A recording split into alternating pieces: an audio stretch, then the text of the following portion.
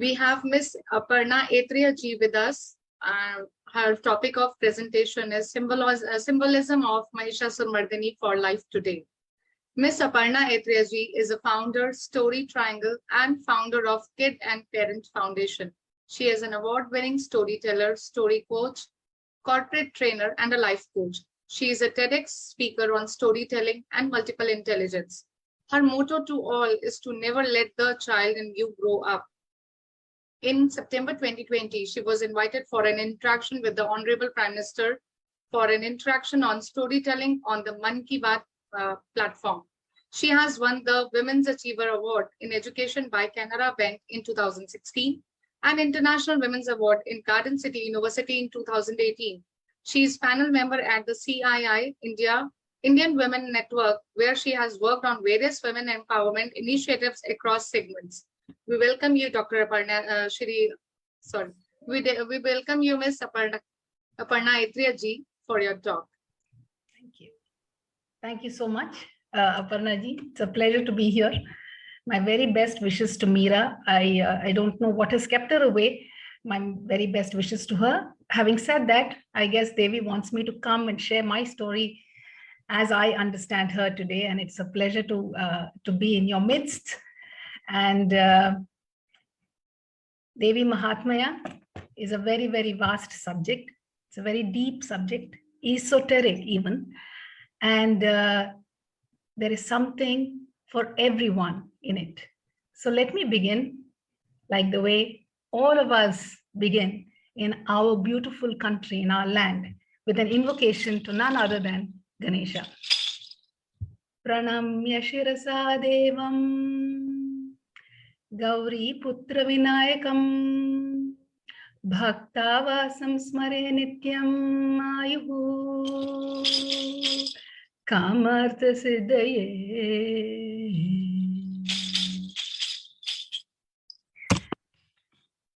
The story of Devī-Mahātmyaṁ comes to us from Markandeya Purana. I have only half an hour, so I'm going to be as quick as I can. It comes to us from Markandeya Purana, one of the oldest Puranas and one of the most vast and comprehensive. It has 137 chapters.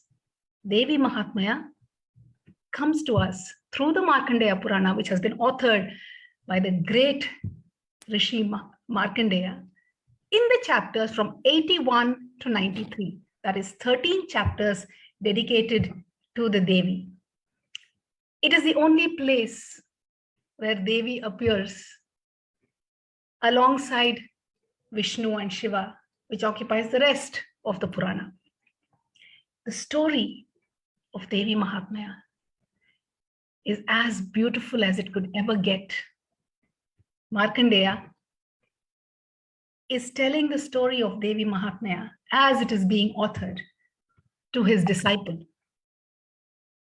Imagine in your mind's eye a great Rishi Markandeya sitting in front of his disciple and reciting the Devī-Mahātmyaṁ.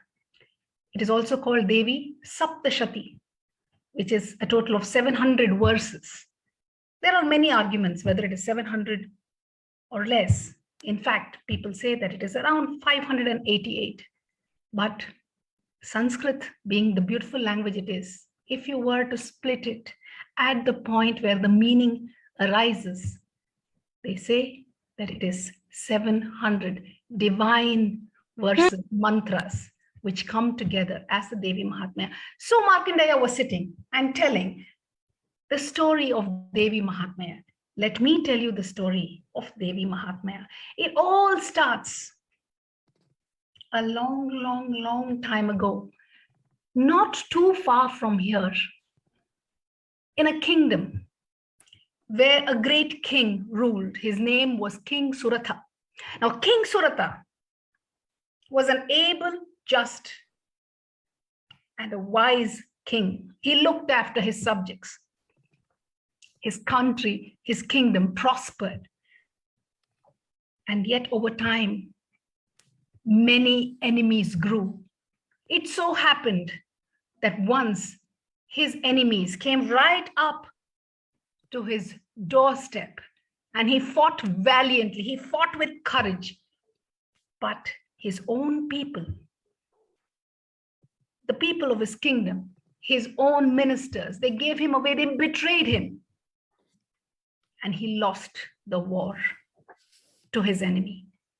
And then, bereft of everything, having lost his entire kingdom, having lost his riches, having lost his palace, having lost everything that he ever owned, he left and went into the forest, nothing in his hand. And as he walked, he was distraught, filled with sadness for having lost everything. And when he went there, really not even knowing where he was walking, he came upon an ashrama, which was a serene place in the midst of that jungle. And there he looked inside. There was a rishi who sat there, whose name was Medas, deep in meditation. And the king, Suratha, he wandered around. No more the king, filled with sadness, looking for something. And there he saw a man who was sitting beside him, close to the ashram. "What are you doing here, my man?" he asked. And the man looked at Suratha and he said, "My name is Samadhi. I sit here in sadness. I am a merchant. I had many riches to my name," he said. "And the riches that I had, I lost to none other than my own children. They took them away from me. They took everything that I had, every single penny that I had, left me with nothing. And today, I'm in this forest, not a rupee worth to my name. And yet, what saddens me is, I can't stop wondering and worrying how my wife is, whether she's eating her meals, whether she's taking care of her health, whether my children are looking after my house, whether my garden is tended to. I cannot let go of these worries, knowing that it is the very people who've thrown me out of my house. I can't stop thinking about them." And then the king looks at him in wonder, and the king says, "I believe I am in the same situation. I believe that even though I, the king, a king of a great land, lost to my enemies because of people who betrayed me, even so, I can't stop thinking about my palace, my wife, my royal garden. I can't stop thinking about whether they are taking care of my horses, whether my elephant has been fed, whether my palace is being looked after. I have lost everything, and yet I can't stop thinking." And so both of them looked at each other and they knew what to do. They knew that they had to go and speak to Medas, the rishi. And there they went. And they looked upon him. And they went down on their knees. And they brought their hands together. "Tell us, O great rishi, tell us what to do. Tell us how we can get away from this." And the rishi listens to them. In infinite wisdom, he listens to them. And he says, "You must know that the attachment that you feel, the worries that you have, the dreams that you dream of having more, the greed that you have, all of this is Mahamaya. Mahamaya. What is that?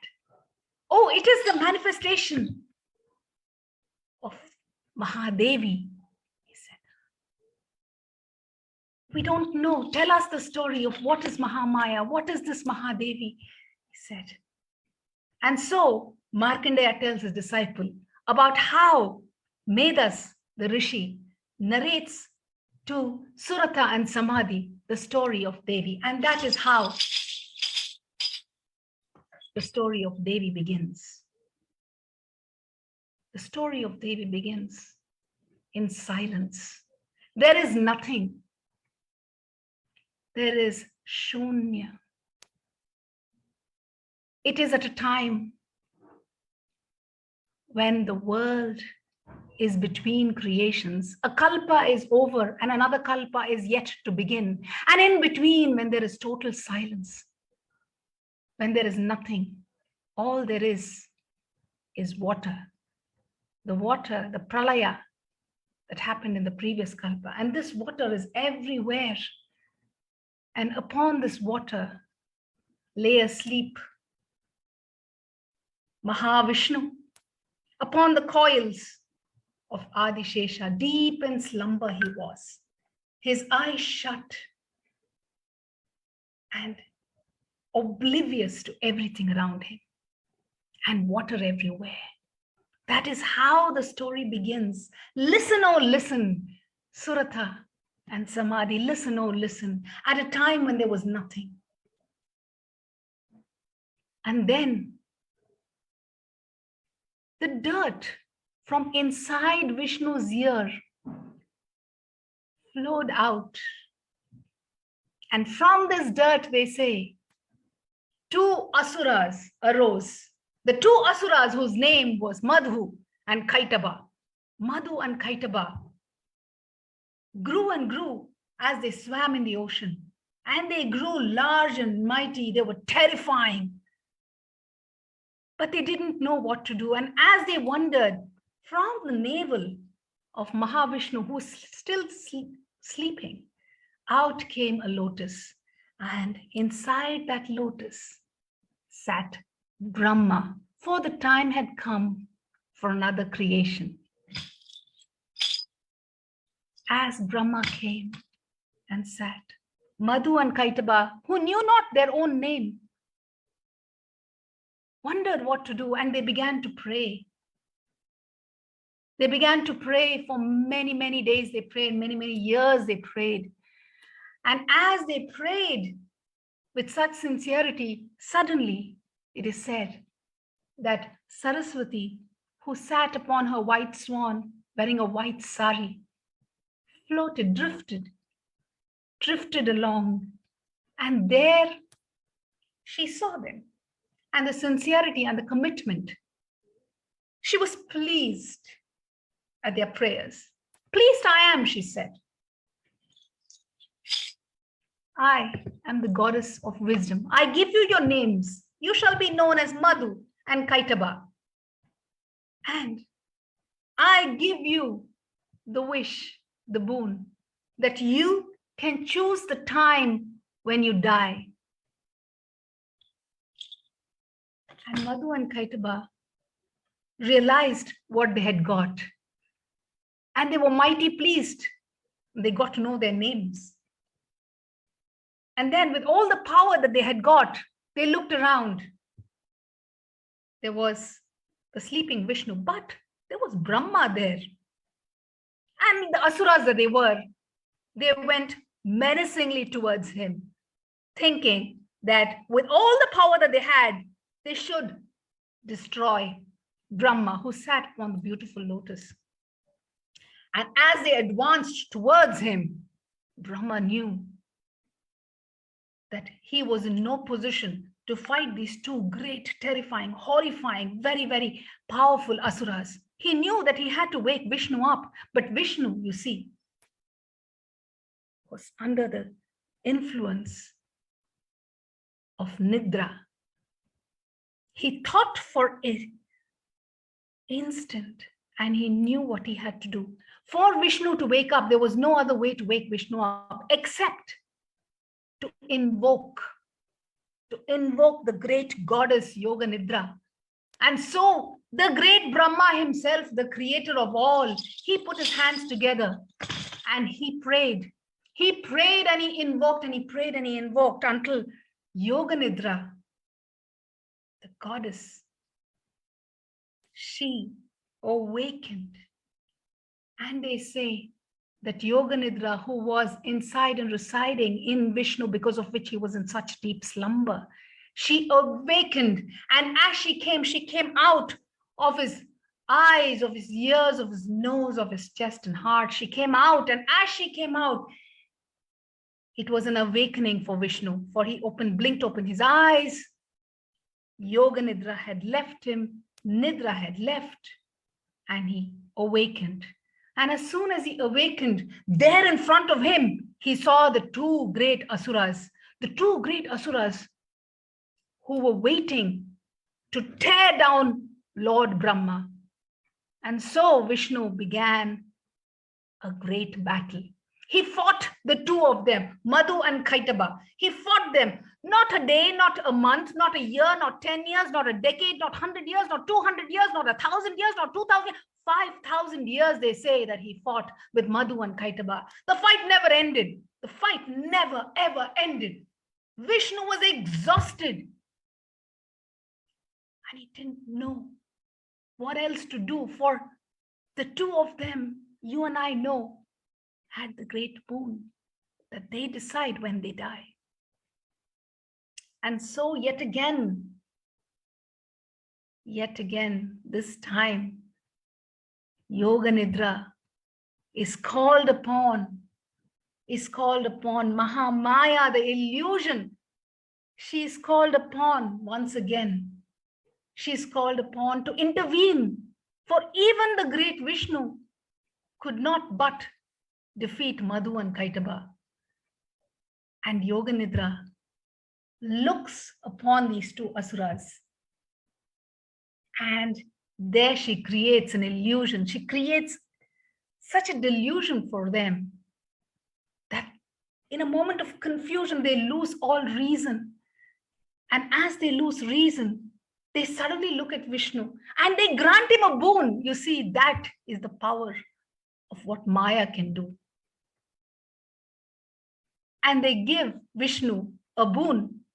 Vishnu smiles and he says, "Your death is what I ask," he said. And Madhu and Kaitaba, suddenly they realize, in the moment they are now faced with death, delusion suddenly clears up, but they don't know what to do. They have already given the boon. They try to be clever. They look at one another and they say, "We can still have a chance. Let us put a condition." And so they look at Vishnu and they say, "Lord, you can kill us, but you can not kill us where there is water," for there was water everywhere. And they thought that they would get away by asking and putting this condition. Mahavishnu looked at them. And just like that, just like a story that you and I know, just like Lord Narasimha, the lion man, just like that, he looked upon them and he picked up Madhu, put him on his knee, not on the water, he put him on his knee, and he tore his head from his body and killed him instantly. And then he took Kaitaba on his knee again and he separated his head from his body and tore them with his Sudarshana Chakra. And then he threw them, leaving Brahma, the great creator, to get on to his work, because of which I sit before you and I narrate to you the story of Madhu and Kaitaba, because creation happened, because Brahma was allowed to do it and Brahma did not lose his life that day. Now this story is the first story of Devī-Mahātmyaṁ. It is a great story because it has great symbolism. You see, the deeper inner meaning of this very simple story is like this. They say that Madhu and Kaitaba, they are representative of what we experience today, you and I. You see, Madhu is in Hindi and Sanskrit, it is, and in even the South Indian languages, it is honey. Now, Kaitaba comes from Kita, insect, or in this case, bee, honey and bee. And just like how a bee goes to the honey, no matter what, the bee is always buzzing around the honey, is drawn to the honey. is fatalistically drawn to the honey. The same way it is, they say. The same way it is with everything that's around us. Our worldly attachments, our money, the car, the world around us, our comforts, all of that is honey. And we, like the bees, are drawn to it because there is Maya, there is Yoga Nidra, there is a tamasic nature, the tamasic guna, the tamas guna. That is what resides when Nidra is within us, when we are not awakened.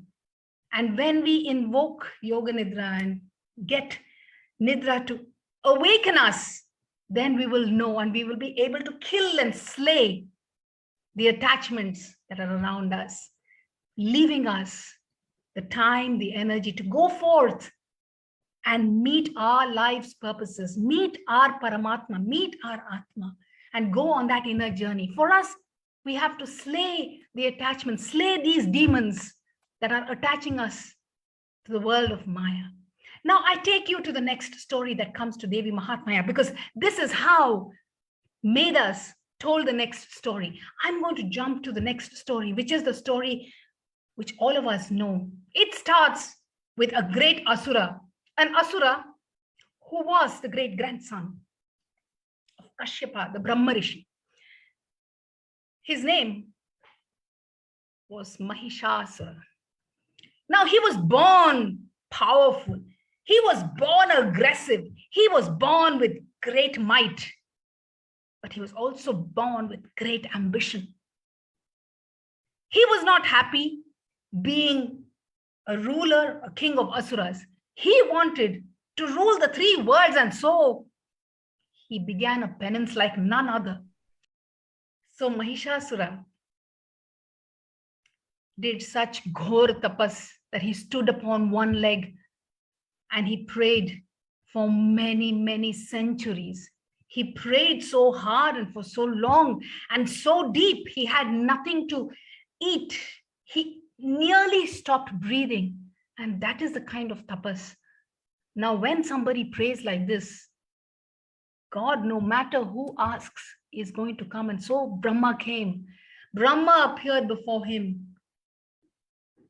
And Brahma gave him, looking at him, gave him a boon. Ask me what you want. I am pleased with everything, he said. And so Mahishasura said, give me immortality. To which Brahma says, you know that is the one thing that you cannot ask. Tell me what you want, something else. And then Mahishasura very cleverly thinks and says, if my death should come, let it come by a woman. He laughed. He laughed, thinking that asking to be killed by a woman is as good as asking for immortality, because that is how little respect he had for women. He obviously did not have a look at the people in this beautiful forum, looking at all the strong and powerful women. He laughed, thinking that he would attain immortality, and Brahma gave it to him. And then began the plundering and the looting and the killing and the rampage, not in Bhuloka, not in Patala, but even in Swargaloka. He went on such a rampage, destroying things that man, woman, and child, everyone on Bhuloka ran helter-skelter. And even the Devas in Swargaloka, they didn't know where to hide. Oh, there was so much of misery that at one point they knew that they had to just go and pray to the one God who is the crisis manager, Lord Shiva. They prayed to him. And Shiva looked at them. And through his mind's eye, he saw the death and the destruction everywhere. And he knew that Mahishasura could not be stopped. And he had a boon.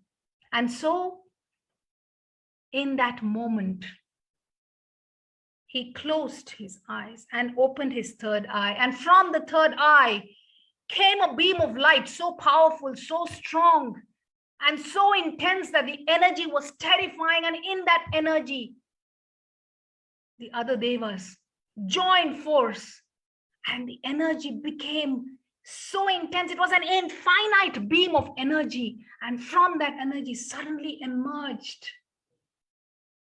the most radiant, the most beautiful, the most fierce woman who had splendor from her head to her foot. And she looked like a woman who was born to fill a greater purpose. And she was the confluence of the power of every deva. And she was born from the power of the third eye of Shiva. And as she emerged, every deva came and presented to her their most precious weapon. The Trishula came out of Shiva's hands and he granted it to her and she took it. And then the Kamandali came from Brahma, the water that can weaken any enemy, and he gave it to her. And the Sudarshana Chakra was given to her by Vishnu. The Vajra was given by Indra. And every single deva gave their most precious weapon. And with that, she grew stronger and mightier. And there was such a determination on her face, for she knew that she was here to triumph over evil, and evil was none other than Mahishasura. And as she walked towards the battlefield, the earth, the Swargaloka and Patura, they trembled under her feet. And she rode a lion no less. And as she rode, the ground reverberated and the thumping was heard even far, far away in the ears and the heart of Mahishasura. And as she came closer and closer, he for a moment missed a heartbeat, for he didn't know who this was, but it was like a death knell. And then he awakened and he sent his army, an army like no other. It was unparalleled, the number of people he had. And they all marched forth and they came towards Durga, for that was the name that they gave her. Durgati Nashini, Durga. And she came, and then she looked at the army before her and she frowned and she simply, there was a breath of air that came, and just like that, through that breath of air, she produced an army that was bigger, stronger, mightier than anything else. And then began the battle. There were swords, they were clashing, there was fire everywhere, there were arrows that were coming, there were maces, and there was fire and destruction everywhere. And both the armies fought and fought. And Durga knew that she had to go after Mahishasura. Now Mahishasura, even though he was so strong and mighty, in front of her, he lost his very power. He ran. He did not know what to do. And in a moment, you see, he was so powerful that he became a buffalo and he came charging at her. And then she went after him. She did not spare him for a minute. And when he realized that it was not Mahisha that is going to get him, he turned, he shape-shifted into a lion and then an elephant. And then he charged and tried everything. The elephant was mightier than anything you'd ever seen. It was the might of 50,000 elephants. And Durga went and she took the elephant with a hand, and then on trunk she took it and she started to twirl it, and then she threw it. And when the elephant was thrown, it was as if Mahisha's very being had been injured inside out. And suddenly he knew that his life had come to an end. He knew that the boon that he has asked was foolish, for the woman was his death. And there he lay upon the ground, and then she walked on him and she took out the Trishula that Shiva had given, and she looked at him and she spoke with such great fierceness. And she spoke and she said, "This is what you will get." And she raised her Trishul and brought it down upon his neck, separating his head from his body. And there he lay at her feet. And all the gods and all the goddesses, Shiva and Brahma and Vishnu, they came everywhere, and they showered flowers upon her. And they all said, Jai Durga, Jai Mahishāsura-Mardinī, Jai Mata, they said. And there was no end to the celebration. Now, the symbolism of this story is how Mahisha represents the Raja Guna, the aggression, the anger. And when our eyes are closed in Maya, we feel aggression, we feel ambition, we go after things that are worldly.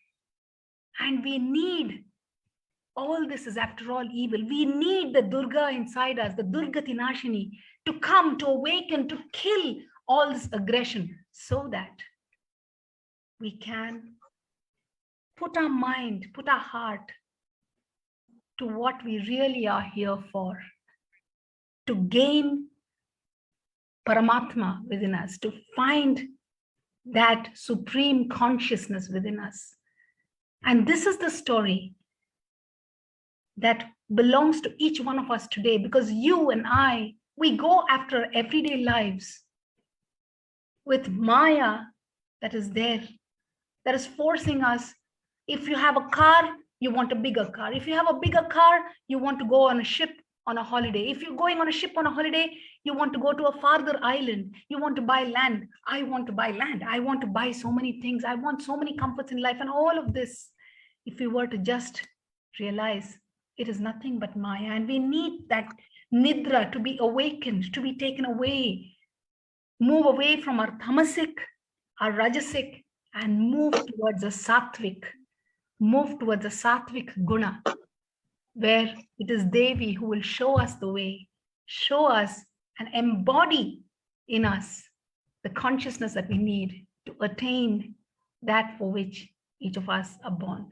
My time is up. Devī-Mahātmyaṁ is not over, but my time is up, and I will hand over at this time with all the things, with all the grace that Devi can give to each one of you. I wish you all a very happy Navratri, and I hope this story lights a lamp with each one of you. And I hope that you go on a path that is filled with Devi's grace every step of your way. Thank you so much. Namaskaram. Really, very much happy, Aparna, Attreya ji, your way of flow. This is the Vak Shakti, the way of explanation, the way of Saraswati sitting in your center of the tongue, and the Vakeshwari sitting tip of the tongue, and you are flowing like a air, fire, Prithvi, Appu, Teyu, Vayu, Akasha. This is the explore. This is the Devī-Mahātmyaṁ. Maha means, and inside the Shakti is exploring to the world, and through the world, the whole earth will get peace and prosperity. Thank you very much, Aparna, Attreya ji. Really, with the blessings of Devi and Guru, go ahead further for your glory of manifestation.